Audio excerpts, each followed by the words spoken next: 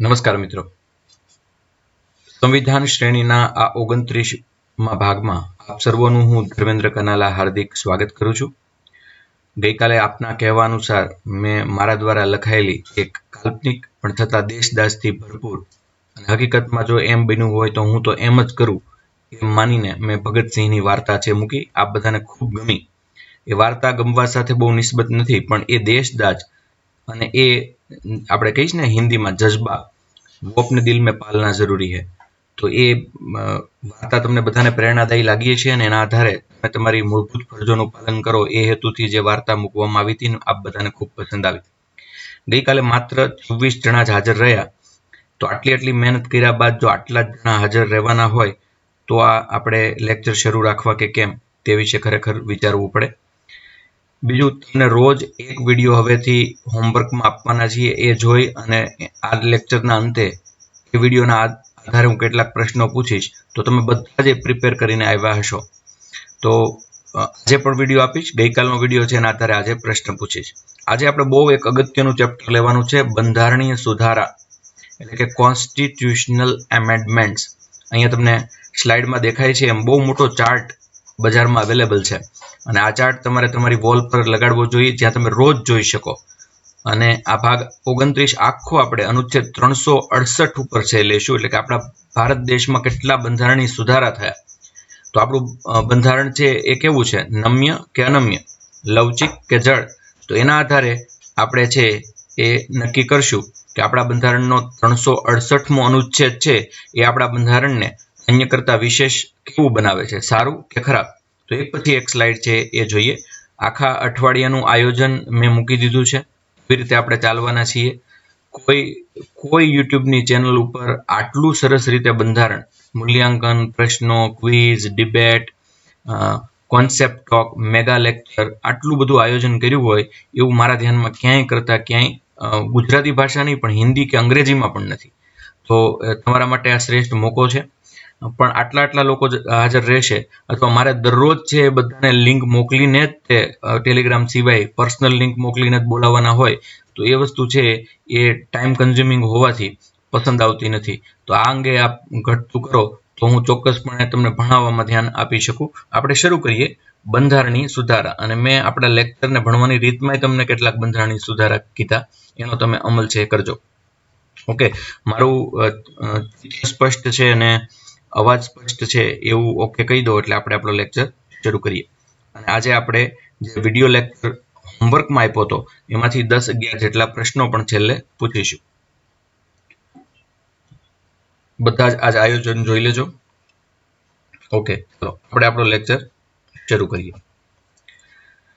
બંધારણનો આપણો ભાગ 20માં અનુચ્છેદ 368માં બંધારણીય સુધારા અને તેની પ્રક્રિયાનું વર્ણન કરવામાં આવ્યું છે। આપણો લેક્ચર 29 પણ ભાગ કયો તો કે ભાગ છે 20। આ ભાગ 20ની અંદર 368મો અનુચ્છેદ, બહુ અગત્યનો અનુચ્છેદ ભારત માટે, અને એમાં બંધારણીય સુધારા અને તેની પ્રક્રિયાનું આખું વર્ણન કરવામાં આવ્યું છે। એટલે કે હમણાં 2-3 દિવસથી બહુ સવાલ આવ્યા, ડિબેટમાં પણ સવાલ આવ્યો તો મેં પણ ડિબેટમાં જે બંધારણના નિષ્ણાતો આવ્યા હતા એમને પૂછ્યું કે આખું બંધારણ ફેરવવું હોય તો આપણા વડાપ્રધાન નરેન્દ્રભાઈ મોદી પણ આ વિશે છે વારંવાર ચિંતન કરે છે, તો કઈ રીતે બંધારણીય સુધારા થાય? તો એ આખું સમજવા માટે તમારે એક અનુચ્છેદ સમજવો પડે, અને એ અનુચ્છેદ નંબર 368। ભારતમાં બંધારણીય સુધારા નમ્યતા અને અનમ્યતાનું મિશ્રણ છે। એટલે ભારતમાં બંધારણીય સુધારા કેવા છે, બહુ ઝડપથી થઈ જાય છે એવું છે કે બહુ દ્રઢતાપૂર્વક એવું છે? દાખલા તરીકે જાપાનનું બંધારણ બન્યું ત્યારથી એમાં કોઈ સુધારા જ નથી થયા। તો એ સુધારા એટલા માટે નથી થયા કે બંધારણ બહુ સારું છે કે જાપાનના બંધારણમાં જડતા છે એટલે સુધારા નથી થયા? એ આજનું તમારું પહેલું હોમવર્ક છે કે જાપાનના બંધારણમાં આજ સુધી સુધારા કેમ નથી થયા? એક, એ જડ છે એટલા માટે, કે બે, એમાં સુધારા કરવાની કોઈ જરૂરિયાત નથી, એટલું પરફેક્ટ છે। અર્થાત આપણે ભારતની વાત કરીએ તો કેટલાક બંધારણીય સુધારા એકદમ સરળતાથી થઈ જાય છે। દાખલા તરીકે કોઈ રાજ્યનું નામ બદલવું, કોઈ રાજ્યની સીમા બદલવી, તો એ તો એટલું બધું સરળતાથી થઈ જાય છે કે એને હવે આપણે બંધારણીય સુધારા પણ ગણતા નથી। પણ સામા પક્ષે કેટલાક બંધારણીય સુધારા છે એ કરવા બહુ કઠિન છે। એટલે દાખલા તરીકે 368મી કલમ જ ફેરવવી હોય, બંધારણમાં સુધારો કરવાની રીત ફેરવવી હોય તો એનો સુધારો કરવો બહુ કઠિન છે, એ લગભગ થાય નહીં। અહીંયા મેં ક્લાસિફિકેશન્સ ઓફ આર્ટિકલ 368 આપ્યું છે, તો કઈ રીતે? તો એમાં અલગ અલગ પ્રકારની 1, 2, 3, 4 ને 5 રીતો છે આપવામાં આવેલી છે. આપણે 5 રીતો છે એ ધીરે ધીરે છે એ જોઈએ. પણ એ પહેલા આપણા બંધારણમાં સુધારા કરવા અંગે જે કેસ થયા છે, વારંવાર જેનો ઉલ્લેખ કર્યો છે, એ કેશવાનંદ ભારતી કેસ, અહીંયા તમને ચિત્રમાં કેશવાનંદ ભારતી કેસ અને એની સાથે રિલેટેડ તમામ ન્યાયમૂર્તિઓના દર્શન છે એ થઈ શકે છે. 1973નો આ કેશવાનંદ ભારતીનો કેસ, કે જેઓ એક સંત હતા, મઠાધિપતિ હતા. 1973માં કેશવાનંદ ભારતી કેસમાં આપણી સુપ્રીમ કોર્ટે શું કહ્યું? તો સર્વોચ્ચ અદાલતે જાહેર કર્યું કે સંસદ બંધારણના કોઈ પણ ભાગને બદલી શકે છે. સંસદને એવો અધિકાર છે કે બંધારણમાં કોઈ પણ ભાગ બદલવો હોય તો એ બદલી શકે છે, પણ બંધારણના મૂળભૂત માળખાને બદલી શકે નહીં. એટલે બંધારણમાં કેટલાક શબ્દો એવા છે જેને આપણે બેઝિક સ્ટ્રક્ચર કહીએ છીએ, એ માળખાને છે સંસદ બદલી શકે નહીં. કે સામા પક્ષે તમે બધા જાણો છો કે 73માં કેશવાનંદ ભારતી નો કેસ છે, એનો સર્વોચ્ચ અદાલતે એવો ચુકાદો આપ્યો કે સંસદને છે એ બંધારણના મૂળભૂત માળખામાં ફેરફાર કરવાનો અધિકાર નથી. એટલે સંસદે તરત જ 1976માં 42માં બંધારણીય સુધારાથી જોગવાઈ એવી દાખલ કરી દીધી કે અનુચ્છેદ 368ની પ્રક્રિયા મુજબ થયેલા કોઈ પણ બંધારણીય સુધારાને અદાલતમાં પડકારી શકાય નહીં, ભલેની મૂળભૂત અધિકારનો ભંગ કરતા હોય. એટલે એમણે એવું કીધું, ટૂંકમાં સંસદનો હેતુ શું હતો કે કેટલી માથાકૂટ પછી અનુચ્છેદ 368ની પ્રક્રિયા મુજબ જે બંધારણમાં સુધારો થાય એમાં જો રાષ્ટ્રપતિ માથું ન મારી શકતા હોય, સુપ્રીમ કોર્ટ શું કામ માથું મારે? અને એ પ્રક્રિયા એટલી જટિલ છે કે પ્રક્રિયા પૂર્ણ થઈ ગયા બાદ ફરીવાર પ્રક્રિયા કરવી બહુ અઘરી હોય છે, એટલે આમાં કોર્ટ છે માથું ન મારે તો સારું, એવું છે સંસદે 368 સુધારીને છે કરી નાખ્યું. પણ 1990ના મિનર્વા મિલ્સ કેસમાં સર્વોચ્ચ અદાલતે ન્યાયિક વિચારને બંધારણનું મૂળભૂત આધાર સ્તંભ જણાવ્યું અને કીધું કે સંસદની આવી કોઈ વાત ચાલવાની નથી. અને એટલા માટે હવે હું બોલું છું ત્યારે તમામ બંધારણીય સુધારા, ભલે 368માં હોય કે આખું બંધારણ હોય કે ગમે તે હોય, સર્વોચ્ચ અદાલતના ન્યાયિક વિચાર હેઠળ છે. અત્યારે હું બોલું છું ત્યારે કોઈ પણ આદેશમાં સંસદ બંધારણમાં સુધારો કરશે, એ કોઈ પણ કલમ અંતર્ગત હોય, પણ ન્યાયપાલિકા તો એનું પુનરાવલોકન કરી જ શકશે, કારણ કે ન્યાયપાલિકાનો અધિકાર છે અને ન્યાયપાલિકાનો અધિકાર છીનવી શકાય નહીં. એવું બાનું ક્યારેય કાઢી શકાય નહીં કે અમારે આ માટે ખૂબ મહેનત પડી છે, હવે પાછો સુધારો કેવી રીતે કરવો, આવું કોઈ બાનું કાઢી શકાય નહીં. અને સામા પક્ષે સંસદ એવું પણ ન કહી શકે કે 368માં થયેલા સુધારાને કોર્ટમાં પડકારી શકાશે નહીં, પછી ભલે એ મૂળભૂત અધિકારોનું ઉલ્લંઘન કરતો હોય. તો આ કેશવાનંદ ભારતી કેસ છે એ આ બાબતમાં, આ ચર્ચામાં, આ વિવાદમાં એક સીમાચિહ્નરૂપ કેસ છે એ સાબિત થયો. કારણ કે એમાં આપણને કહેવામાં આવ્યું કે ભાઈ આ દેશમાં સંસદ કે ન્યાયપાલિકાની પણ બંધારણ જ સર્વોપરી છે. ત્યારબાદ એક બીજો કેસ આવ્યો, જે પણ આપ જાણો છો, ચંપકમ દોરાઈ રાજન વિરુદ્ધ મદ્રાસ રાજ્ય. 1951માં સર્વોચ્ચ ન્યાયાલયે એવું સ્પષ્ટપણે કીધું કે શિક્ષણ સંસ્થાઓમાં પછાત વર્ગોને અનામતને સમાનતાના અધિકારના ઉલ્લંઘનના આધારે રદ કર્યું, પરંતુ સંસદ પ્રથમ બંધારણીય સુધારા દ્વારા તેને બંધારણમાં વૈધતા પ્રદાન કરી દીધી. આમ તો પેલા 1951માં જે આપણો બંધારણનો પહેલો સુધારો, ચંપક દોરાઈ રાજન વિરુદ્ધ મદ્રાસ રાજ્ય કેસ, એમાં ન્યાયાલયે શિક્ષણ સંસ્થાની અંદર પછાત વર્ગના અનામતને સમાનતાના અધિકારનું ઉલ્લંઘન ગણ્યું હતું અને એના આધારે રદ કરી દીધું હતું. એટલે કે પછાત વર્ગને જે શિક્ષણ સંસ્થાઓમાં અનામત આપવામાં આવે છે એને સમાનતાના ધોરણે સમાન સિવિલ કોડ એટલે કે 44મી કલમ અંતર્ગત રદ કર્યું હોય, પણ સંસદે વળી પાછો પ્રથમ બંધારણીય સુધારો એટલે 1951માં જ સુધારો કરી અને બંધારણમાં જેને વૈધતા આપી દીધી, જેથી કરીને પછી કોઈ સુપ્રીમ કોર્ટ કે કોઈ હાઈકોર્ટ આ વસ્તુ એટલે કે અનામતને કાઢી શકે નહીં. જ્યારે અનામતને વૈધતા આપવામાં આવી ત્યારે એ સામયિક હતી, એટલે કે અમુક સમય સુધી અનામત રહેશે એવું કહી અને અનામત આપવામાં આવ્યું હતું. જોકે એમાં એવું પણ સ્પષ્ટ કહેવામાં આવ્યું હતું કે જે જાતિને અનામત આપવામાં આવે એ જાતિનો સમૃદ્ધ વર્ગમાં સમાવેશ થઈ જાય ત્યાં સુધી એમને અનામતનો લાભ મળશે. હવે એ જાતિનું, એ જ્ઞાતિનું સમૃદ્ધ લોકોમાં સમાવેશ થયો કે કેમ એ નક્કી કરવા માટે આપણે પછાત આયોગ પંચ છે બેસાડતા હોઈએ છીએ. એમાંથી આપણે 2-3 પછાત આયોગ પંચ તો ઓલરેડી આપણા લેક્ચરમાં જોઈ ચૂક્યા છીએ. પણ આ ચંપક દોરાઈ રાજન વિરુદ્ધ મદ્રાસ રાજ્ય કેસે બહુ મોટો ફેસલો એટલા માટે લીધો હતો કે વૈધતા બંધારણમાં નહોતી. એટલે સુપ્રીમ કોર્ટ કે હાઈકોર્ટ તો ચુકાદો કેવો આપશે કે બંધારણમાં જે કાંઈ હોય એ કહેશે, સારું ખરાબ નહીં, બંધારણનું ઇન્ટરપ્રિટેશન એ પોતાની રીતે કરશે. તો એમ ઇન્ટરપ્રિટેશન કરતા સમાનતાના અધિકારની વિરુદ્ધમાં હોવાથી એમણે રદ કર્યું હતું, પણ સરકારે બંધારણમાં સુધારો કરીને અનામત પ્રથા છે એ દાખલ કરી. અને પહેલો બંધારણીય સુધારો હતો. ત્યારબાદ શંકરી પ્રસાદ વિરુદ્ધ ભારત સંઘ 1951નો આ કેસ. સર્વોચ્ચ ન્યાયાલયે જણાવ્યું કે અનુચ્છેદ 368 અંતર્ગત કરાવવામાં આવતા બંધારણીય સુધારાઓ અનુચ્છેદ 13.2 અંતર્ગત વિધિમાં સમાવેશિત નથી. સર્વોચ્ચ ન્યાયાલયે એક વાત એવી કરી કે અનુચ્છેદ 368 અંતર્ગત કરવામાં આવતા બંધારણીય સુધારાઓ અનુચ્છેદ 13.2 અંતર્ગત વિધિમાં સમાવેશિત નથી. અચ્છા, હવે મારો પ્રશ્ન એ છે કે આ વિધિમાં સમાવેશિત નથી એટલે શું તમે અર્થ કરો છો? શંકરી પ્રસાદ વિરુદ્ધ ભારત સંઘ 1951નો આ કેસ પણ ખૂબ જ લોકપ્રિય થયો, વિવાદાસ્પદ થયો, અને એમાં સર્વોચ્ચ ન્યાયાલયે એવું કીધું કે અનુચ્છેદ 368 એટલે ભારતના બંધારણમાં સુધારો કરવાની અલગ અલગ રીત, એના અંતર્ગત જો કોઈ સુધારો કરવામાં આવે તો અનુચ્છેદ 13.2 અંતર્ગત વિધિમાં સમાવેશિત નથી. તો હવે ખાલી પ્રશ્ન એ છે કે અનુચ્છેદ 13.2 ના અંતર્ગત વિધિનો અર્થ અહીંયા શું કરવામાં આવ્યો છે, એ તમારું બીજું હોમવર્ક છે એ ગણાય. ત્યાર પછી સજ્જનસિંહ વિરુદ્ધ અને ગોલકનાથ વિરુદ્ધ, એટલે કે સજ્જનસિંહ વાળો કેસ ને ગોલકનાથ વાળો કેસ, એ પણ બે આપણે લઈએ. સજ્જનસિંહ વિરુદ્ધ રાજસ્થાન ને ગોલકનાથ વિરુદ્ધ પંજાબ. આ પણ કેસ એક કરતા વધુ વખત છે એ આપણે જોઈ ચૂક્યા છીએ. તો સજ્જનસિંહ વિરુદ્ધ રાજસ્થાન 1965નો આ કેસ, એમાં સર્વોચ્ચ ન્યાયાલય એવું જણાવ્યું કે સંસદને પૂરેપૂરો હક છે કે અનુચ્છેદ 368 અંતર્ગત એ મૂળભૂત અધિકારમાં પણ સુધારો કરી શકે, એ સંસદનો હક છે એવું સજ્જનસિંહ કેસમાં છે કહ્યું, અને એમણે કર્યો પણ ખરા ને. એમણે મિલકતનો જે અધિકાર લઈ લીધો તો એ કર્યો પણ ખરા. ગોલકનાથ વિરુદ્ધ પંજાબ 1967માં સર્વોચ્ચ ન્યાયાલય અગાઉ કરતા વિરુદ્ધ તર્ક આપ્યો, પોતે પોતાના જ ચુકાદાનું ન્યાયિક પુનઃ અવલોકન કર્યું, જણાવ્યું કે અનુચ્છેદ 13.2 અંતર્ગત વિધિમાં સમાવિષ્ટ છે. એટલે કોઈ પણ વસ્તુ છે એનું છે સંસદ છે એ મૂલ્યાંકન કરીને એમાં ફેરફાર કરે તો એ 13.2 ના અંતર્ગત વિધિમાં સમાવેશ છે. એનો મતલબ એમ થયો કે એ કરી શકે, પણ એનું પુનર્અવલોકન છે એ હંમેશા એ ન્યાયાલય કરશે, અને સંસદ પાસે 368 અંતર્ગત મૂળભૂત અધિકારોને ઘટાડવાની કે નાબૂદ કરવાની શક્તિ નથી.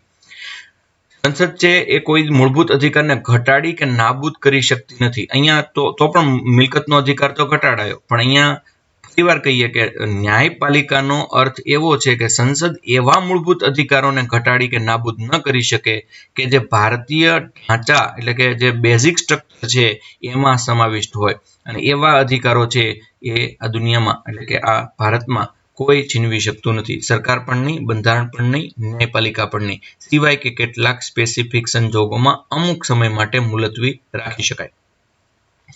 24મો બંધારણીય સુધારો 1971, એની કેટલીક બાબત છે અગત્યની જોઈએ. આ બધા કેસ જોયા પછી આપણે બંધારણીય સુધારાઓ તરફ છે પ્રયાણ કરીએ. 24મો બંધારણીય સુધારો 1971. સર્વોચ્ચ ન્યાયાલયના ગોલકનાથ વાદના નિર્ણયના પ્રભાવને શૂન્ય કરવા માટે સંસદ દ્વારા 24મો બંધારણીય સુધારો અધિનિયમ પસાર કરવામાં આવ્યો, જેમાં એણે નીચે મુજબ જોગવાઈ કરી. એટલે ગોલકનાથ કેસમાં તો અહીંયા તમે જોયું કે ગોલકનાથ કેસમાં શું કીધું કે ભાઈ મૂળભૂત અધિકાર ઘટાડવાની કે નાબૂદ કરવાની શક્તિ સંસદ પાસે નથી. તો એના માટે સંસદે 24મો સુધારો કરી અને શું કર્યું, અનુચ્છેદ 368 અંતર્ગતના બંધારણીય સુધારાએ અનુચ્છેદ 13 અંતર્ગત વિધિ શબ્દમાં સંમિલિત નથી. એટલે કે 368માં જે સુધારા કરવામાં આવે એનું પુનઃઅવલોકન કરવાનું નથી, એને ન્યાયાલયમાં પડકારવાનો નથી, ભલે તે મૂળભૂત અધિકારનો ભંગ કરતો હોય. અનુચ્છેદ 368 માં સુધારો કરી સંસદને બંધારણના કોઈ પણ ભાગમાં પરિવર્તન અથવા નાબૂદ કરવાની શક્તિ છે એવી જોગવાઈ સંસદે કરી. સંસદ 368.2 એમાં સુધારો કરીને એવું લખ્યું કે સંસદની કોઈ સત્તા પર નિયંત્રણ નહીં. સંસદને બંધારણનો કોઈ પણ ભાગ ફેરવવો હોય, પરિવર્તન એમાં વધારો કરવો હોય અથવા નાબૂદ કરવો હોય તો આ બધી જ શક્તિ સંસદ પાસે છે એવી જોગવાઈ સંસદે પોતે કરી. અનુચ્છેદ 368.2 અંતર્ગત રાષ્ટ્રપતિ કોઈ પણ બંધારણીય સુધારા ખરડાને મંજૂરી આપવા બંધાયેલા છે એવી જોગવાઈ પણ ઉમેરવામાં આવી. આ બધા જાણો છો કે બંધારણીય સુધારા ખરડો હોય તો એમાં રાષ્ટ્રપતિની સત્તા લગભગ નજીવી જેવી છે, એટલે એને સહી કરવા બંધાયેલા જ છે. આ ઉપરાંત અનુચ્છેદ 368.2 માં ઉમેરવામાં આવ્યું કે અનુચ્છેદ 368 અંતર્ગતના કોઈ પણ સુધારા પર અનુચ્છેદ 13 ની કોઈ જોગવાઈ લાગુ થશે નહીં, કારણ કે વિધિ શબ્દમાં સંમિલિત નથી. એટલે અનુચ્છેદ 13 ની જોગવાઈ એટલે પુનઃઅવલોકનની વાત, તો એ પુનઃઅવલોકનમાં લાગુ પડતું નથી. આનું પુનઃઅવલોકન નહીં થાય. 368નો સુધારો બહુ જટિલ હોય ને એ એકવાર સંસદ કરી નાખે એને ન્યાયાલયમાં પડકારી શકાય નહીં. ત્યારબાદ કેશવાનંદ ભારતી વિરુદ્ધ કેરલ 1973. એમાં સર્વોચ્ચ ન્યાયાલયે 24મા બંધારણીય સુધારાને વૈધતા પ્રદાન કરી પછી જણાવ્યું કે 368 અંતર્ગત મૂળભૂત અધિકારો સહિત સંપૂર્ણ બંધારણમાં સુધારા વધારા કરો પણ વિધિ શબ્દમાં સામેલ નથી એ પણ બરાબર, પરંતુ સંસદ બંધારણના સુધારા દ્વારા આધારભૂત માળખાનું કોઈ દી ઉલ્લંઘન કરી શકે નહીં. હમણાં જ આપણે જોયું. 42મો બંધારણીય સુધારો એ તો કેશવાનંદ ભારતીના નિર્ણયને શૂન્ય કરવા માટે 42મા બંધારણીય સુધારા 1974માં અનુચ્છેદ 368.4 અને 5 જોડીને એવી જોગવાઈ કરી કે બંધારણમાં સુધારો કરવાની સંસદની શક્તિ ઉપર ન્યાયાલયનું બંધન ચાલશે નહીં. એ વાત સાચી છે, એમની ન્યાયાલયનું બંધન ચાલવું જોઈએ નહીં. તથા સંસદ દ્વારા કરવામાં આવેલા બંધારણીય સુધારાને ન્યાયાલયમાં કોઈ પણ આધારે પડકારી શકાશે નહીં, ભલે પછી એ મૂળભૂત અધિકારોનું ઉલ્લંઘન કરતા હોય. તો આ વસ્તુ તો એમણે પોતે લોકશાહીનું ઉલ્લંઘન કર્યું હોય એવું છે લાગે. તો ક્યાંક ન્યાયપાલિકા ક્યાંક સંસદ પોતાને સર્વોપરી સાબિત કરવા માટે લોકશાહી સાથે ચેડા કરતા હોય એવું બંને બાજુ એક એક પોઈન્ટમાં છે એ લાગ્યું. અને એટલે પહેલા તો એવું કહ્યું કે ભાઈ સંસદ છે એ મૂળભૂત અધિકારમાં સુધારો કે ફેરફાર ન કરી શકે. તો કેશવાનંદ ભારતી કેસમાં સુપ્રીમ કોર્ટે સરસ વાત કરી કે સુધારો કરી શકે, એમને કોઈ બંધન નહીં, પણ મૂળભૂત માળખું છે એ જાળવી રાખવું જોઈએ. ત્યારે સંસદે પોતે છે એ થોડાક ચેડા કરીને એવું કીધું કે આ સુધારાને કોઈ જાતના ન્યાયાલયમાં પડકારી શકાય નહીં. મિનર્વા મિલ્સ વાદ 1980. આ વાદમાં સર્વોચ્ચ ન્યાયાલય 368.4 અને 5 ને રદબાતલ ઠેરવા. સર્વોચ્ચ ન્યાયાલયે કીધું કે સંસદના બંધારણમાં એવો કોઈ સુધારો નહીં કરી શકે કે જે બંધારણના આધારભૂત માળખાનું ઉલ્લંઘન કરતો હોય. એટલે એમણે કીધું હતું કે મૂળભૂત અધિકારનું ઉલ્લંઘન થતું હોય તો પણ સુપ્રીમ કોર્ટમાં નહીં જવાનું. સુપ્રીમ કોર્ટે એવું કીધું કે ભાઈ એવો સુધારો કરી જ ન શકાય કે જે આધારભૂત માળખા, એના શબ્દો તમે જાણો છો, મારો બેઝિક સ્ટ્રક્ચર નામનો લેક્ચર છે, જોઈ નાખો. બેઝિક સ્ટ્રક્ચર, મૂળભૂત માળખું, એટલે તમને ખબર પડે કે કયા કયા શબ્દોમાં ક્યારેય ફેરફાર કરવાનો થતો નથી. વામનરાવ, હવે પછી 80 પછીના કેસ. વામનરાવ વિરુદ્ધ ભારત સંઘ 1981. આ વાદમાં સર્વોચ્ચ ન્યાયાલયે એવું જણાવ્યું કે કેશવાનંદ ભારતી વાદના નિર્ણયથી તારીખ 24 એપ્રિલ 1973 પહેલા 9મી અનુસૂચિમાં સમાવાયેલા અધિનિયમો તથા બંધારણીય સુધારાઓ વિધિમાન્ય રહેશે. એટલે ભાઈ 9મી અનુસૂચિમાં 1973 પહેલા જે કાંઈ સુધારા થયા અને અધિનિયમો આવ્યા એ તો બરાબર છે, બંધારણીય સુધારા મુજબ વિધિમાન્ય રહેશે. પણ આ તારીખ પછી કોઈ પણ કાયદો જેને 9મી અનુસૂચિમાં ઉમેરવામાં આવ્યો છે એની ન્યાયિક સમીક્ષા થશે જ. એટલે કે આના પછી કેશવાનંદ ભારતી વાદના નિર્ણયની તારીખ પછી એવું નક્કી થઈ ગયું કે ન્યાયિક સમીક્ષા ન્યાયાલય કરશે જ. તો કોઈ પણ વસ્તુ છે 9મી અનુસૂચિમાં કે બંધારણમાં ક્યાંય પણ ઉમેરો તો એની ન્યાયિક સમીક્ષા તો થશે ને થશે જ. IR કોહેલ્લો વિરુદ્ધ તમિલનાડુ 2007. ઉપરોક્ત વાદમાં સર્વોચ્ચ ન્યાયાલયે ફરી જણાવ્યું કે બંધારણના આધારભૂત માળખામાં સુધારા થઈ શકતા નથી, બંધારણના મૂળભૂત લક્ષણોમાં ફેરફાર કરી શકાતો નથી. તમે ગમે એ કરી શકો પણ બંધારણના આધારભૂત માળખામાં સુધારો ન કરી શકો. હવે આધારભૂત માળખું એટલે શું? એવું કોઈ દી કોર્ટે કીધું છે? એવું કોઈ દી બંધારણે કીધું છે? બંધારણમાં ક્યાંય બેઝિક સ્ટ્રક્ચર લખેલું જ નથી. અને કોર્ટે પણ એક સ્પેશિયલ ચુકાદાની અંદર આધારભૂત માળખું કોને ગણવું એવો ચુકાદો ક્યારેય આપ્યો નથી. પણ વખતો વખત જે ચુકાદાઓ આવ્યા એમાં એમણે છે એ કેટલાક શબ્દો તારવા અને એમને આધારભૂત માળખું છે ગણ્યું. આ શબ્દો કયા છે એ માટે જ કહું છું કે મારો બેઝિક સ્ટ્રક્ચરનો લેક્ચર તમે જોઈ લો તો એમાં તમને ખ્યાલ આવી જશે કે આવા કયા કયા શબ્દો હતા કે જે ક્યારેય પરિવર્તિત કરી શકાય નહીં એવું સુપ્રીમ કોર્ટનું માનવું રહ્યું. આ સુધારાઓ, હવે એવા સુધારા 368માં અલગ અલગ પ્રકારના સુધારા છે. પહેલો સુધારો છે એ તો સામાન્ય રીતે બંધારણીય સુધારા ગણાતા જ નથી. આ બધા સુધારા એવા છે જે બહુ ફટાફટ થઈ જાય, સાદી બહુમતી જોઈએ. એટલે કે 100 જણા બેઠા હોય ને 51 જણા એમ કે અમારે ફેરફાર કરવો છે તો થઈ જાય. એમાં કઈ કઈ બાબત એવી છે કે જે સાવ સામાન્ય રીતે બંધારણીય સુધારા પણ ન ગણાય અને બહુ ઝડપથી બંધારણીય સુધારા થઈ જાય એવી બાબતો આપણે જોઈએ. તો સૌથી પહેલા અનુચ્છેદ નંબર 3, રાજ્યનું પુનર્ગઠન, નામ અને સીમામાં પરિવર્તન. એટલે કોઈ પણ રાજ્ય છે એનું પુનર્ગઠન કરવું હોય, એટલે કે એનું નામ બદલવું હોય, એની સીમા બદલવી હોય, એક રાજ્યમાંથી 2 રાજ્ય કરવા હોય, 2 રાજ્યમાંથી 1 રાજ્ય કરવું હોય, આ અનુચ્છેદ 3 અંતર્ગત થતા ફેરફારનો સાદી બહુમતીથી છે ઉકેલ આવી જાય છે અને એની બંધારણીય સુધારા એટલે કે 368માં ગણતરી પણ થતી નથી. અનુચ્છેદ 4, પ્રથમ અને ચોથી અનુસૂચિમાં પરિવર્તન. પ્રથમ કે ચોથી કોઈ પણ અનુસૂચિમાં ફેરફાર કરવો હોય તો એ બહુ મોટો સુધારો ગણવામાં આવતો નથી. એ સાદી બહુમતીથી થઈ જતો સુધારો છે. તમે બધા જાણો છો કે પ્રથમ અનુસૂચિ કઈ છે, ચોથી અનુસૂચિ કઈ છે. એ ન ખબર હોય તો એ પણ મેમરી ટેકનિકથી યાદ રાખી લો. અનુચ્છેદ 169 વિધાન પરિષદની રચનાનો અનુચ્છેદ. તો વિધાન પરિષદની રચના કરવી કે ન કરવી એના માટે બહુ ફટાફટ નિર્ણય છે લેવાઈ જતો હોય છે.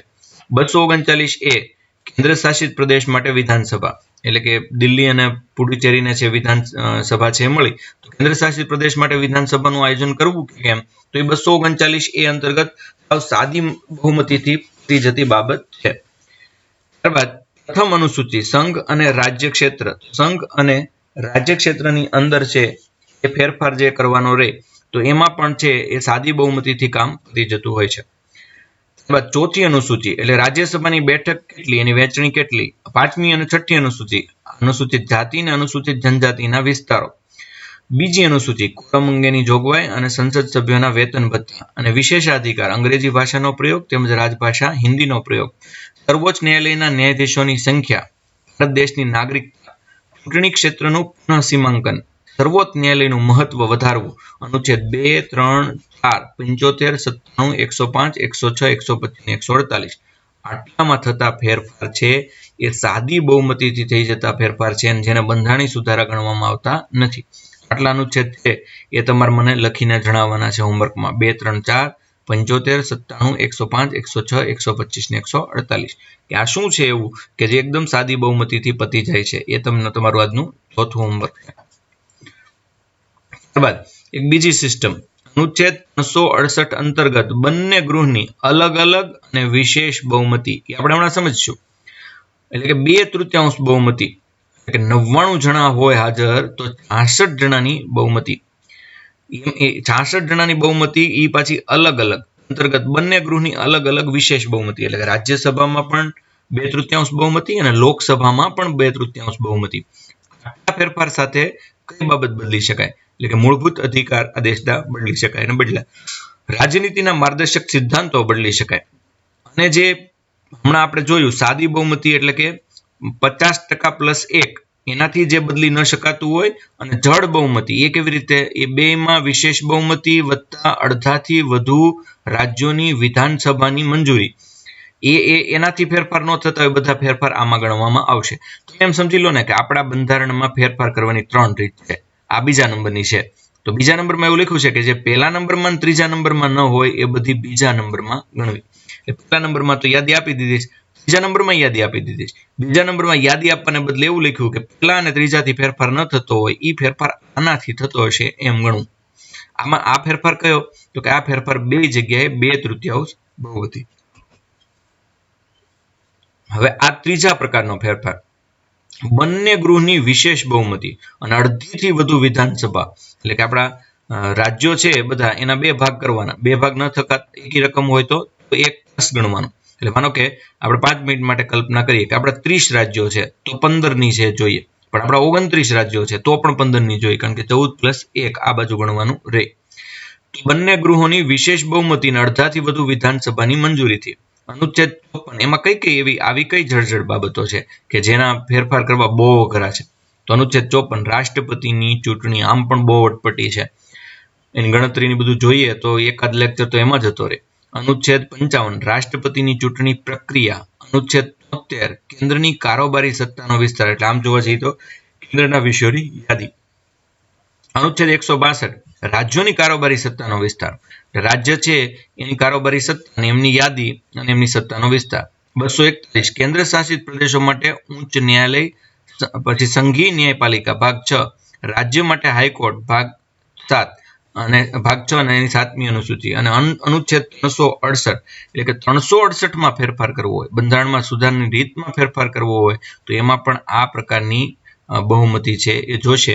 આ જ સવાલ મેં જાની સાહેબને પૂછ્યો હતો. 368 ને 368માં નાખી અને ત્રીજા પ્રકારની બહુમતીમાં નાખીને ભારતે કમાલ કરી છે કે કેમ. તો MV પાયલી નામના વિદ્વાન લખે છે કે એવું કોઈ સમવાય તંત્રી બંધારણ નહીં હોય જે સ્થિતિસ્થાપક તથા મુશ્કેલ એમ બંને સંશોધન પ્રક્રિયાનો ઉપયોગ કરે.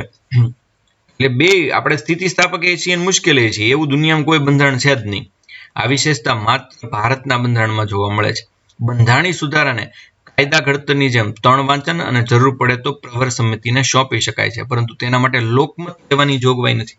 એટલે આપણે ત્યાં સ્વિટ્ઝરલેન્ડની જેમ પ્રત્યક્ષ લોકતંત્ર નથી. સ્વિટ્ઝરલેન્ડમાં કેવું છે તો કે લોકોને સીધા છે એ પહેલ ઇનિશિયેટિવ આપવામાં આવે ને કહે કે ભાઈ 70% કરતા વધુ લોકો છે સહમત થાય તો એ પ્રકારે કાયદો છે એ બને. આપણે 3 વાર વાંચન કરીએ, એટલે કે જેમ ખરડાને કાયદો બનાવતી વખતે કેમ 3 વાર વાંચન કરીએ એમ 3 વાર વાંચન કરીએ. ફેરફાર માટે આપણે આ મુસદ્દો પ્રવર સમિતિને પણ આપીએ, જેમ ખરડામાં આપીએ છીએ એમ જ, પણ આના માટે લોકમત લેવાતા નથી. કોઈ કાયદા માટે સ્પેશિયલ પ્રાવધાન કરવામાં આવે તો લોકમત લેવાતા હોય એ અલગ વાત છે, પણ આમાં કોઈ આપણે લોકમતની જોગવાઈ હજુ કરવામાં આવી નથી. ક્યાંક ક્યાંક અમુક કેસ માટે કરવામાં આવી છે, લોકોનો એટલો બધો રિસ્પોન્સ મળ્યો નથી. એનું પણ આપણે ઈચ્છા મૃત્યુવાળા લેક્ચરમાં જે કરી ગયા. અતિ મહત્વના બંધારણીય સુધારા અને ખરડાઓ.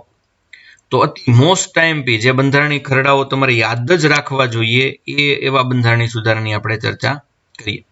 તો પહેલા 24મો બંધારણીય સુધારો 1971માં આવ્યો. યાદ રાખવાનું, આ મોસ્ટ આઈએમપી છે, આ ગમે પરીક્ષામાં છે એ પૂછાશે. 24મો બંધારણીય સુધારો 1971. મૂળભૂત અધિકારો બંધારણના ભાગને સુધારવાની સંસદની સત્તા નિશ્ચિત કરવામાં આવી. 1971માં જે 24મો બંધારણીય સુધારો થયો અને 25મો બંધારણીય સુધારો પણ 1971માં જ આવ્યો. તો પહેલા 24મા સુધારણામાં શું કીધું કે મૂળભૂત અધિકારો બંધારણના ભાગને સુધારવાની સંસદની સત્તા નિશ્ચિત કરવામાં આવી. બંધારણીય સુધારા બિલ પર રાષ્ટ્રપતિની મંજૂરી ફરજિયાત બનાવાઈ. એટલે એમણે એવું કહ્યું કે મૂળભૂત અધિકારો બંધારણના ભાગને સુધારવાની સંસદને સત્તા છે એ કેટલી આપવી એ આમાં નિશ્ચિત કર્યું, જે તમે આગળ જોઈ ગયા. બંધારણીય સુધારા બિલ પર રાષ્ટ્રપતિની મંજૂરી ત્યારે ફરજિયાત બનાવવામાં આવી કે બંધારણીય સુધારો કરવો હોય તો એ બિલમાં રાષ્ટ્રપતિની મંજૂરી તો ફરજિયાત જોઈશે જ. હવે રાષ્ટ્રપતિ મંજૂરી આપવા બંધાયેલા કે કેમ એની ચર્ચા પણ આપણે હમણાં કરીશું. 25મો બંધારણીય સુધારો પણ 71માં આવ્યો. એના થકી રાજ્યો માટે એવો નિયમ બનાવવામાં આવ્યો કે જો તેઓ કોઈની વ્યક્તિગત સંપત્તિના અધિગ્રહણ માટે કાયદો બનાવે તો આવો કાયદો બનાવતા પહેલા તેમના માટે રાષ્ટ્રપતિની પૂર્વ મંજૂરી લેવી જરૂરી છે. કોઈ પણ વ્યક્તિગત સંપત્તિનું અધિગ્રહણ માટે કાયદો બનાવે, એટલે કે કોઈ પણ રાજ્યની અંદર કોઈ વ્યક્તિ પાસે સંપત્તિ છે, એની વ્યક્તિગત સંપત્તિનું અધિગ્રહણ રાજ્ય દ્વારા એમનું લઈ લેવું, તો એવો કાયદો બનતો હોય તો ત્યારે છે એ રાષ્ટ્રપતિની પૂર્વ મંજૂરી હંમેશા લેવી આવશ્યક છે. 42મો બંધારણીય સુધારો 1974 very very very most IMP, કારણ કે એને લઘુ બંધારણ આપણે કહીએ છીએ, મિની કોન્સ્ટિટ્યુશન તરીકે ઓળખાય છે. તો એ કેમ મિની કોન્સ્ટિટ્યુશન તરીકે ઓળખાય છે તો કે એમાં કેટલા બધા સુધારા આપણે છે કર્યા. આમ તો તમે બધા ચર્ચા ઘણી વાર કરતા હશો ને કે આપણા બંધારણ સમગ્ર બંધારણ છે એની સમીક્ષા કરી શકાય ખરી? આમ જોવા જઈએ તો એક વાર તો થઈ ગઈ, કેમ કે આ ક્યારે થઈ ગઈ અમને તો ખબર નથી. 42મો બંધારણીય સુધારો એ લગભગ આપણા બંધારણની સમીક્ષા જેવો ગણાય, અને પછી જે ઉમેરાયું લઘુ બંધારણ પણ આપણે કહીએ છીએ. તો આમુખમાં 3 શબ્દો ઉમેર્યા, સમાજવાદી, ધર્મનિરપેક્ષતા અને અખંડિતતા. આવા 3 શબ્દો ઉમેર્યા એ 42મો સુધારો. આ ઉપરાંત મૂળભૂત અધિકારો કરતા રાજનીતિના માર્ગદર્શક સિદ્ધાંતોને અગ્રિમતા આપવામાં આવી. આપણા મૂળભૂત અધિકારો કરતા પણ રાજનીતિના માર્ગદર્શક સિદ્ધાંતો DPSP, directive principal of state policy, એને અગ્રિમતા આપવામાં આવી. આપણી મૂળભૂત ફરજો ભાગ 4 કમા અને 51 ક અનુચ્છેદ જોડવામાં આવ્યો. આમ તો 42મો બંધારણીય સુધારો એ સરદાર સ્વર્ણસિંહની સમિતિને જ આભારી છે. એમણે જે ભલામણો કરી એના આધારે જ આપણે આ સુધારો છે લઈ આવ્યા. આપણી લોકસભા અને રાજ્યોની વિધાનસભાની બેઠકો એ 2001 સુધી ત્યારે અકબંધ છે રખાય. એટલે કે દર વખતે જ્યારે છે એ વસ્તી ગણતરી થાય પછી આ બેઠકો આપણે ફેરવતા હોઈએ છીએ, પણ મિત્રો આપણે નક્કી કરી નાખ્યું છે કે આપણે 1 સાલ સુધી હવે બેઠકો નહીં ફેરવીએ. આ કઈ સાલ 2000 ને કઈ સાલ 2020, 25, 26, 27, 50, 59, 70, 89 કઈ સાલ સુધી આપણે આપણી બેઠકો અકબંધ રાખીએ છીએ એ તમારે મને અત્યારે લાઈવ ચેટમાં જણાવવાનું છે.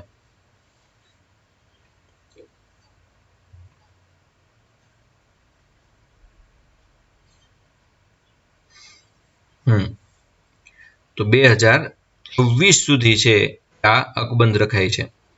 હવે એમાં કેમ એવું એ 2026 સુધી અકબંધ રાખે તો કઈ અન્યાય ન થાય, કારણ કે વસ્તી વધારાના આધારે લગભગ ફેરફારો પણ કેવા થાય, સમાન થાય, અને એ વધુ ખર્ચ થાય, બધું જ આખું આયોજન છે વિકાય, અનુસૂચિમાં ફેરફાર કરવા પડે, અને એટલા માટે છે આપણે 2026 સુધી એ આ બધું અકબંધ રાખ્યું છે.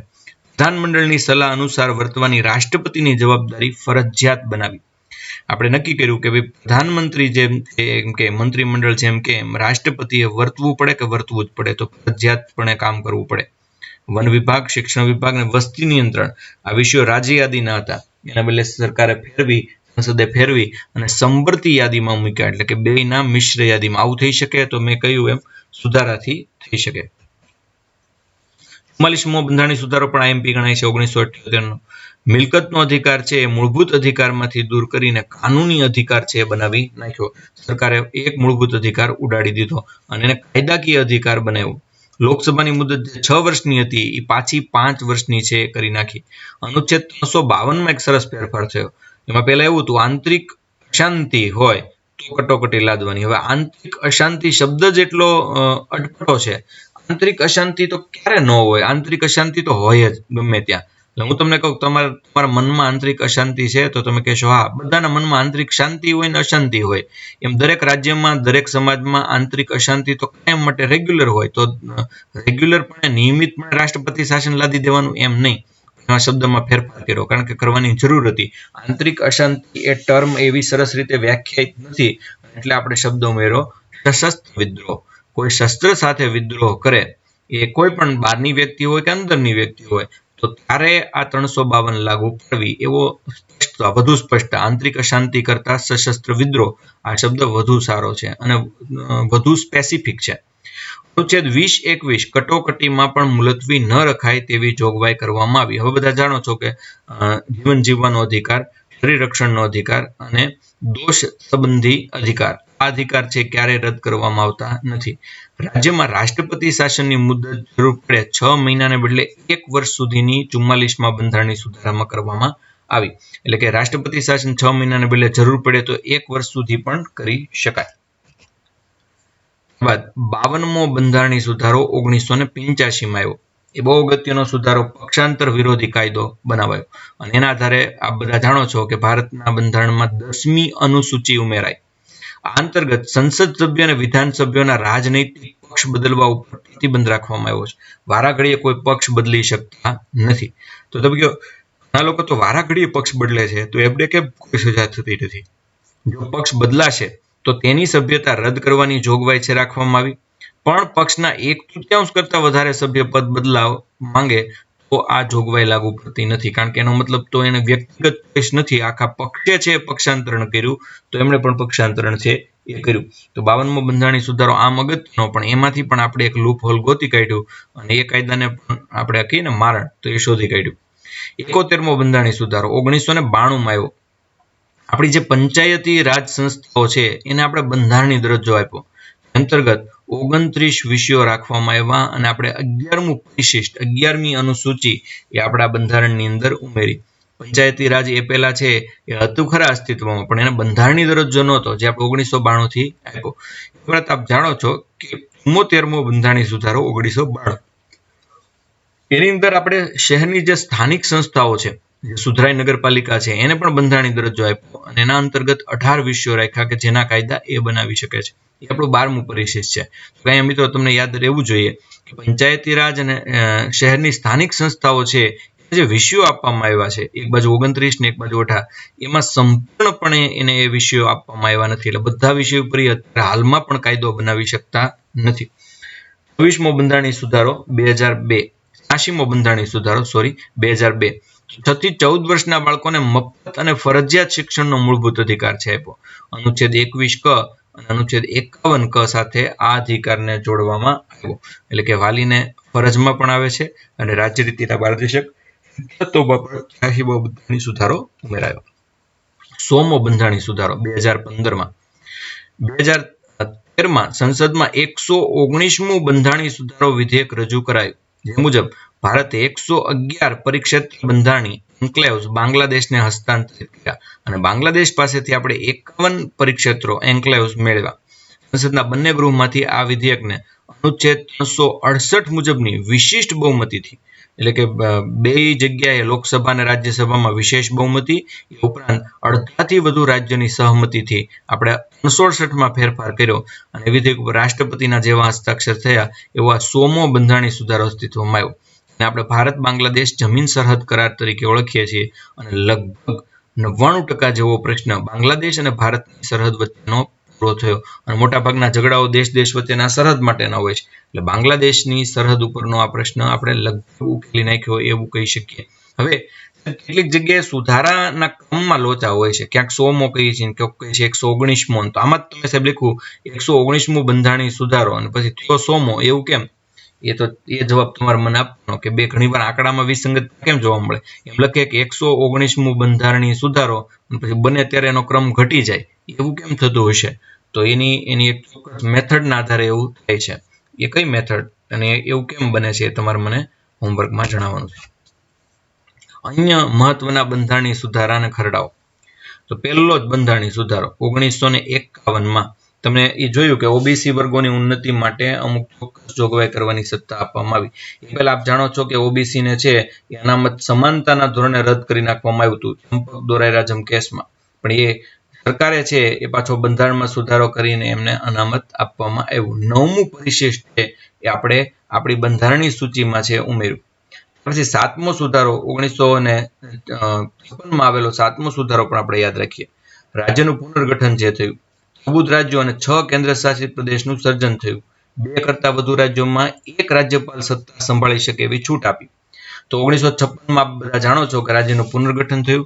આપણે 14 રાજ્યો અને 6 કેન્દ્ર શાસિત પ્રદેશનું સર્જન કર્યું અને એવું સ્પષ્ટ કર્યું કે 2 કરતાં વધુ રાજ્યોમાં એક રાજ્યપાલ છે એ 2 રાજ્યને સંભાળી શકશે. ત્યારબાદ 1961માં 10મો બંધારણીય સુધારો આવ્યો. દાદરા અને નગર હવેલીને આપણે ભારત સંઘમાં બહુ આદર સાથે પ્રવેશ છે એ આપ્યો. 11મો બંધારણીય સુધારો 1961 ઉપરાષ્ટ્રપતિની ચૂંટણી માટે મતદાર મંડળની રચના કરવામાં આવી. અત્યારે ખાલી સાંભળો, યાદ છે હું તમને રખાવીશ મેમરી ટ્રીકથી. એટલે કે જે અગત્યના અને અતિ મહત્વના છે એવા આપણે યાદ રાખશું અને એ અનુચ્છેદ જેવા પૂરા થાય એવું તરત જ આપણે બંધારણીય સુધારા યાદ રાખવાની ટ્રીક છે ઉમેરીશું. 11મો બંધારણીય સુધારો શું થયું? તો ઉપરાષ્ટ્રપતિની ચૂંટણી માટે મતદાર મંડળની રચના. રાષ્ટ્રપતિની ચૂંટણી ઉપરાષ્ટ્રપતિની ચૂંટણીમાં શું ફરક હોય? રાષ્ટ્રપતિમાં વધુ લોકો મત આપે કે ઉપરાષ્ટ્રપતિમાં? તો સ્વાભાવિક રીતે રાષ્ટ્રપતિમાં વધુ મત આપે. રાષ્ટ્રપતિમાં કોણ હોય? તો કે સંસદના ચૂંટાયેલા સભ્યો અને દરેક રાજ્યની વિધાનસભાના ચૂંટાયેલા સભ્યો. કેન્દ્ર શાસિત પ્રદેશની વિધાનસભાના કે વિધાન પરિષદ જે કાંઈ હોય વિધાનસભાના ચૂંટાયેલા સભ્યો. વિધાન પરિષદના કોઈ સભ્યો ભાગ લઈ શકતા નથી, તેમજ નિમાયેલા કોઈ સભ્યો પણ ભાગ લઈ શકતા નથી. ઉપરાષ્ટ્રપતિની ચૂંટણીમાં કોણ ભાગ લઈ શકે? ઉપરાષ્ટ્રપતિની ચૂંટણીમાં આખી સંસદ ભાગ લે, નિમાયેલા ચૂંટાયેલા બધા. ત્યાર પછી આપણે જોઈએ 13મો બંધારણીય સુધારો 1962માં બંધારણીય સુધારો આવ્યો. ગોવા, દીવ અને દમણને આપણે ભારતીય સંઘમાં પ્રવેશ આપ્યો અને નાગાલેન્ડને ભારતનું 16મું રાજ્ય છે એ આપણે બનાવ્યું. 15મું રાજ્ય તો ઓલરેડી ગુજરાત બની ચૂક્યું હતું. 14મો બંધારણીય સુધારો આવ્યો 1962માં. એમાં આપણે પોંડિચેરીને ભારત સંઘમાં છે એ પ્રવેશ છે એ આપ્યો. 18મો બંધારણીય સુધારો પંજાબ રાજ્યનું વિભાજન થયું. પંજાબી બોલનાર પંજાબ રાજ્ય જ્યારે હિન્દી બોલનાર હરિયાણી ભાષા, જેમાં હરિયાણા છે હિન્દી ભાષી રાજ્ય છે એ બન્યું. એ 18મો સુધારો છે એ બન્યો. 21મો સુધારો 1967માં આવ્યો. આમાં 8મા પરિશિષ્ટમાં આપણે સિંધી ભાષાને 15મી ભાષા તરીકે ઉમેરી. બંધારણમાં 8મી અનુસૂચિ છે એમાં બંધારણીય માન્યતા ભાષા છે એનો ક્રમ છે, એના નામ છે, તો એમાં સિંધી ભાષાને ઉમેરવામાં આવી. 26મો બંધારણીય સુધારો 1971. એટલે ભૂતપૂર્વ રાજવીઓને જે આપણે સાલિયાણા આપતા હતા એ આપણે અચાનક નાબૂદ કરી દીધા, કારણ કે સમાનતાના કોડ સામે 44માં સામે એ વિરોધાભાસ ઉત્પન્ન કરતા હતા. 31મો બંધારણીય સુધારો 1971માં આવ્યો. લોકસભાની ચૂંટણી દ્વારા ભરાતી બેઠકો 525થી વધારી 552 કરવાની. એટલે કે ટૂંકમાં લોકસભાની ચૂંટણી દ્વારા પહેલા 525 બેઠકની વાત હતી, એ હવે 552 છે એ કરવામાં આવી. જો કે ભરાય છે 545, તો બાકીની બેઠક કેમ નથી ભરાતી? 552માંથી 545 જ કેમ ભરાય છે એનું કોઈ કારણ મને જણાવશે તો ગમશે. 32મો બંધારણીય સુધારો 1973 અનુચ્છેદ 371D અને અનુચ્છેદ 371E ઉમેરવામાં આવી. આંધ્રપ્રદેશ રાજ્ય અંગે વિશેષ જોગવાઈ કરવામાં આવી છે. એટલે કે અનુચ્છેદ 371E અંતર્ગત સંસદને આંધ્રપ્રદેશ રાજ્યમાં કેન્દ્રીય વિશ્વવિદ્યાલય સ્થાપવાની છૂટ છે. આ પણ પ્રશ્ન કરવા જેવો કે કેમ એવી રીતે આંધ્રપ્રદેશમાં કેન્દ્રીય વિશ્વવિદ્યાલય સ્થાપવાની છૂટ આપવામાં આવી, એના પણ કેટલાક કારણો છે. 36મો બંધારણીય સુધારો 1975, જેનો નકશો મેં તમને ક્વિઝમાં પૂછ્યો તો એ સિક્કિમ ભારતનું 22મું રાજ્ય છે એ બન્યું. 56મો બંધારણીય સુધારો 1987 બોલીએ એટલે ગોવા જ યાદ આવે, ગોવા ભારતનું 25મું રાજ્ય બન્યું. 59મો બંધારણીય સુધારો 1988, પંજાબનું રાષ્ટ્રપતિ શાસન 3 વર્ષ સુધી લંબાવવાના આંતરિક વિખવાદના આધાર ઉપર રાષ્ટ્રીય કટોકટી લાગુ કરવા માટેની જોગવાઈઓ છે એનામાં સુધારો કર્યો. 61મો બંધારણીય સુધારો જે 1989માં આવ્યું, એ પહેલા મતદાન 21 વર્ષની વ્યક્તિ કરી શકતી હતી, હવે 18 ને 18 વર્ષની ઉપરના દરેક વ્યક્તિ મતદાન કરી શકે. એટલે મતદાનની જે લઘુત્તમ વય છે એ ઘટી. 63મો બંધારણીય સુધારો 1989, 59માં બંધારણીય સુધારા દ્વારા પંજાબમાં જે સુધારા હતા એ નાબૂદ કરાણા. કટોકટીની જોગવાઈ અંગે પંજાબને અન્ય રાજ્ય જેવું જ બનાવી દેવામાં આવ્યું. એટલે વળી પાછું પંજાબમાં શાંતિ સ્થાપિત થતા એને અન્ય રાજ્યની હરોળમાં મૂકી દેવામાં આવ્યું. અગાઉના દરેક સુધારા છે એને નાબૂદ કરવામાં આવ્યા. ત્યારબાદ 84મો બંધારણીય સુધારો, લોકસભા અને રાજ્યસભાની બેઠકો 25 વર્ષ એટલે કે 2026 સુધી અકબંધ રખાય. આમ જોવા જઈએ તો મારા એક સવાલનો જવાબ અહીં આવી ગયો. 2001માં આપણે સુધારો કરી નક્કી કર્યું કે હવે આપણે લોકસભા અને રાજ્યસભાની બેઠકો ફેરવવી નથી. 25 વર્ષ સુધી એટલે 2025 વર્ષ ગયા, 26 એટલે 2024 સુધી છે એ લોકસભા અને રાજ્યસભાની સીટમાં કોઈ ફેરફાર થશે નહીં. 89મો બંધારણીય સુધારો 2003માં, એસસી અને એસટી માટે રાષ્ટ્રીય પંચની જોગવાઈ છે આપણે કરી કે રાષ્ટ્રીય પંચ જેમ કે છે આ અનુસૂચિત જાતિ અને જનજાતિ પંચ, એમ જ આપણે છે એ કરીશું. 92મો બંધારણીય સુધારો 2003માં આવ્યો. એમાં આપણા 8મા પરિશિષ્ટમાં મૈથિલી, સંથાલી, બોડો અને ડોંગરી ભાષાઓ, આ ભાષાઓ લુપ્ત ન થઈ જાય અને ભારતીય સંસ્કૃતિનો વારસો છે એ ભાષા વૈભવ છે અને ભાષા વારસો છે એને જાળવવા માટે આપણે આ ચાર ભાષાને એ આપણા 8મા પરિશિષ્ટમાં ઉમેરી. તો એ તમે યાદ રાખજો. બોસ ડોમે એમ છે, યાદ રાખશો એટલે તમને યાદ રહેશે. 95મો બંધારણીય સુધારો 2019, લોકસભા અને રાજ્ય વિધાનસભામાં એસસી એસટી અનામતને વધુ 10 વર્ષ સુધી 2029 સુધી લંબાવવામાં છે એ આવ્યું. 2028-29માં વળી પાછી કદાચ 10 વર્ષ સુધી એસસી એસટી અનામતને લંબાવશે એવું અત્યારે તો સ્પષ્ટપણે દેખાય છે, કારણ કે એ જ્ઞાતિઓમાં નોકરી મળે છે પણ હજી એવો સુધારો કંઈ લાગતો નથી. એટલે 2029માં ઓબીસીનું અનામત કદાચ કાઢવું હોય તો કાઢી શકાય અથવા એના પર વિચાર પણ કરી શકાય, પણ એસસી એસટીને વળી પાછા 10 વર્ષ આપવામાં આવશે એ લગભગ ખાતરીપૂર્ણ વાત છે. 9મો બંધારણીય સુધારો 2011, 8મા પરિશિષ્ટમાં ઓડિયા ભાષાનું નામ ઓડિશા તથા ઓરિસ્સાનું નામ ઓડિશા રાખવામાં આવ્યું. આવું કેમ કરવામાં આવતું છે તો કે એની જૂની સંસ્કૃતિ સાથે જોડાયેલ નામ હોય અથવા એ મૂળ નામ હોય ને પછી અભ્રંશ થઈને નામ છે બગડ્યું હોય તો એવા કિસ્સાઓમાં છે એ નામ પરિવર્તન કરી દેવું એ કઈ બહુ મોટી વાત નથી. અને 96મા સુધારા દ્વારા આપણે કર્યું અને આપણે તો વારંવાર કર્યું છે, કેટલાય સુધારા એવા કર્યા છે. મૈસૂરનું કર્ણાટકથી માંડી અને આપણે ચર્ચા કરવા બેસીએ તો પાર જ ના આવે. 98મો બંધારણીય સુધારો 2012માં આવ્યો. એમાં આપણે 371 જે એવો અનુચ્છેદ ઉમેરો. એમાં હૈદરાબાદ અને કર્ણાટકને આપણે વિશેષ દરજ્જો આપ્યો. તો થોડુંક ડીપમાં વાંચો અને 98th એમેન્ડમેન્ટ એ સમજાવો. હૈદરાબાદ અને કર્ણાટકને શું વિશેષ દરજ્જો આપવામાં આવ્યો છે એ તમારે મને કહેવાનું છે. 99મો બંધારણીય સુધારો 2015, સૂચિત national judicial appointment commission NAJC ને બંધારણીય દરજ્જો આપ્યો, પણ સુપ્રીમ કોર્ટે એને પાછળથી ગેરબંધારણીય જાહેર કર્યો. National judicial appointment commission NAJC એટલે કે જે જજ છે એને બદલવાની પ્રક્રિયા અથવા જજીસ છે એની કોલેજિયમ સિસ્ટમમાં ફેરફાર કરવાનો છે એ સુધારો હતો, જેને પછીથી સુપ્રીમ કોર્ટે અમાન્ય જાહેર કરી દીધો. 119મો બંધારણીય સુધારો 2015, તો ભારત અને બાંગ્લાદેશ સરહદ સમજૂતી ખરડો એ લેન્ડ બાઉન્ડ્રી એગ્રીમેન્ટ 2015માં છે, આમ 100મા સુધારા તરીકે છે એન્ટર છે અને અધિનિયમિત કરવામાં આવ્યું. 121મો બંધારણીય સુધારો 2015માં આવ્યો અને આમ 99મા બંધારણીય સુધારા અધિનિયમ દ્વારા સુપ્રીમ કોર્ટ દ્વારા એ નાબૂદ કરવામાં આવ્યો. 122મો બંધારણીય સુધારો જેને આમ 101મો ગણીએ છીએ 2016માં એ અધિનિયમ લાગુ થયો અને GSTA goods and service tax act 2016માં વસ્તુ અને સેવા કર કાયદોના રૂપમાં અધિનિયમિત થયો. 8 સપ્ટેમ્બર 2016ના રોજ 122મો બંધારણીય સુધારો 2014 કે જે રાષ્ટ્રપતિની સહી બાદ 101મો બંધારણીય સંશોધન અધિનિયમ 2016ના રૂપમાં અધિનિયમિત થયો. તો આ કુલ આપણા બધા જ બંધારણીય સુધારાઓ છે એ હતા. અન્ય મહત્વના બંધારણીય સુધારા ખરડાઓ કેટલીક આપણે નોંધ જોઈ કે ભારતીય બંધારણના અનુચ્છેદ 368માં અત્યાર સુધીમાં 4 વખત સુધારો કરવામાં આવ્યો. એ કયા કયા સુધારા? 4 સુધારા તમારે યાદ રાખવાના. એક 7મો બંધારણીય સુધારો 1956માં આવ્યો.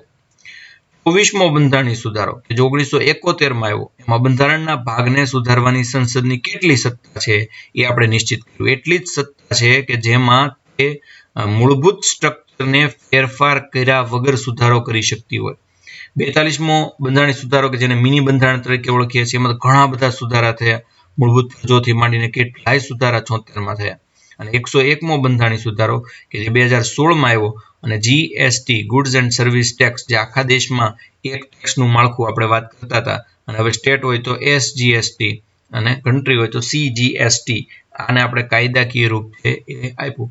તો આ જે 368ના 4 ફેરફાર છે, 56, 71, 76 અને 2016, એ તમારે ખાસ યાદ રાખવાના છે. ભારતીય બંધારણના સુધારાની અસ્પષ્ટતા.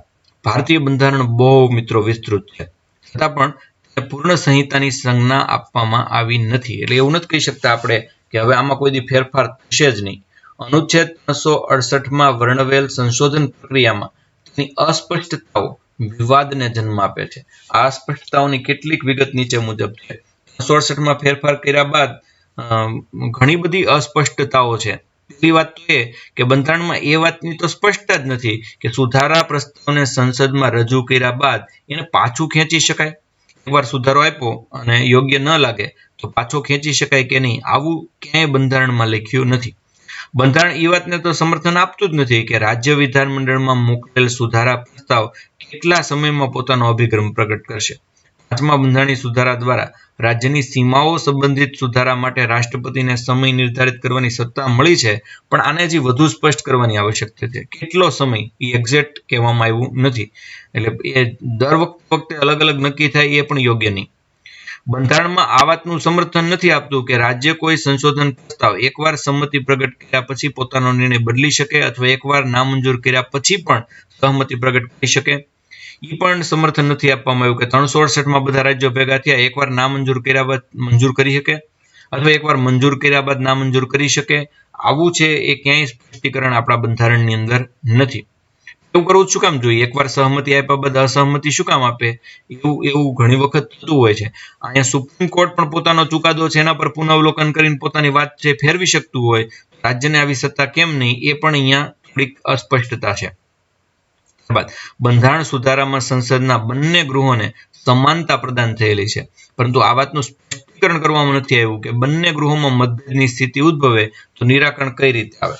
કે બંને ગૃહમાં મતભેદની સ્થિતિ ઉદ્ભવે તો રાષ્ટ્રપતિને બોલાવવાના. રાષ્ટ્રપતિ 108 અંતર્ગત સંયુક્ત બેઠક બોલાવે.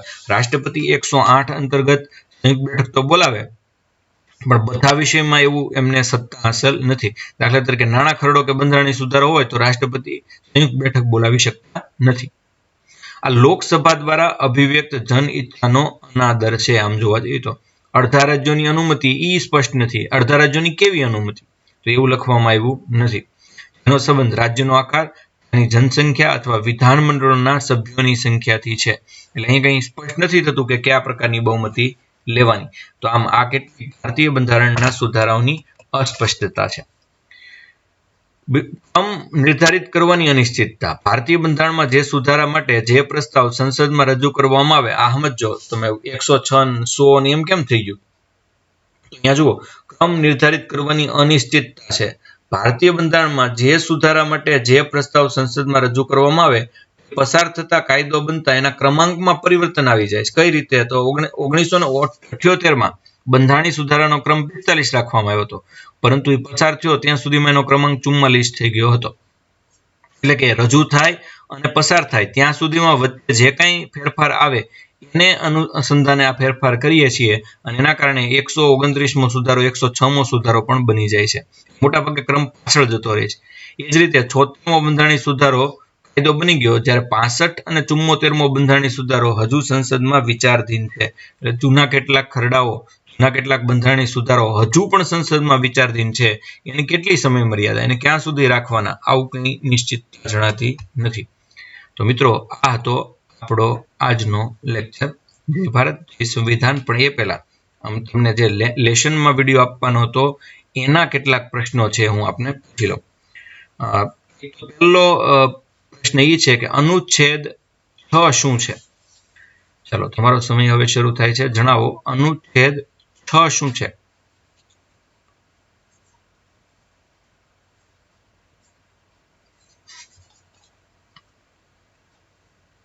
તમારે એ જણાવવાનું છે કે અનુચ્છેદ 6 શું છે. નાગરિકને લગતો તો કયો, પણ એમાં કયો અનુચ્છેદ?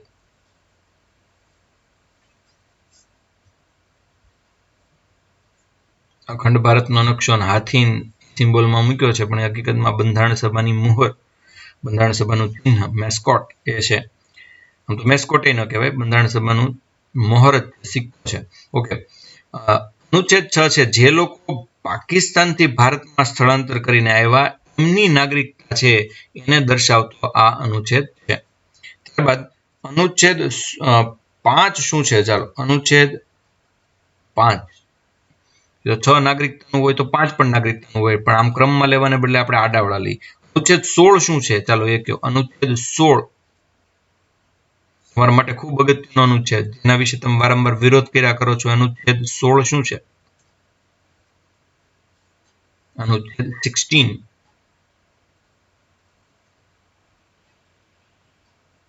અનુચ્છેદ 16 છે એ જાહેર નોકરીમાં તમને આપવામાં આવતી તકની સમાનતા દર્શાવતો અનુચ્છેદ છે. ત્યારબાદ અનુચ્છેદ 30 શું છે? સમાનતા અને સ્વાતંત્ર્ય, પણ કયું સ્વાતંત્ર્ય? અનુચ્છેદ 30 છે એના અંતર્ગત શું લખવામાં આવ્યું છે?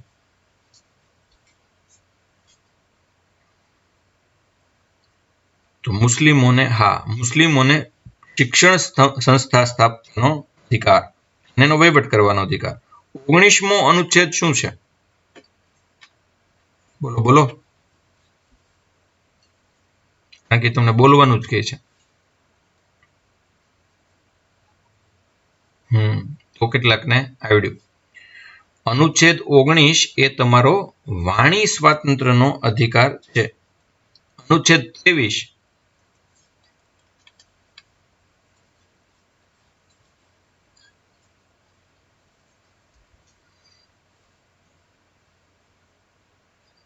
મનુષ્ય વેપાર અને મજૂરી પર પ્રતિબંધ મૂકતો આ અધિકાર છે.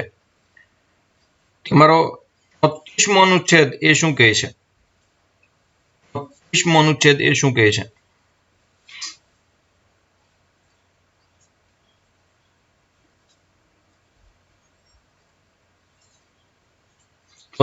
અનુચ્છેદ જણાવે છે કે તમારા મૂળભૂત અધિકારો અમુક સંજોગોમાં રદ થઈ શકે છે.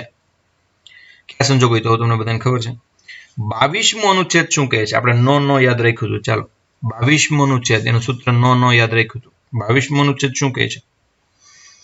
કારણ કે 2 માટે n ને 2 માટે n, નો યાદ રાખ્યું. ધરપકડ અને અટકાયત સામે રક્ષણનો અનુચ્છેદ છે.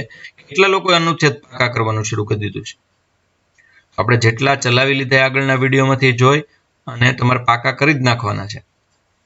અનુચ્છેદ 25 શું છે? 25. અનુચ્છેદ 25 છે એ કયો છે? અધિકાર. પણ કયો અધિકાર? મૂળભૂત અધિકારમાં કયો અધિકાર? અનુચ્છેદ 25.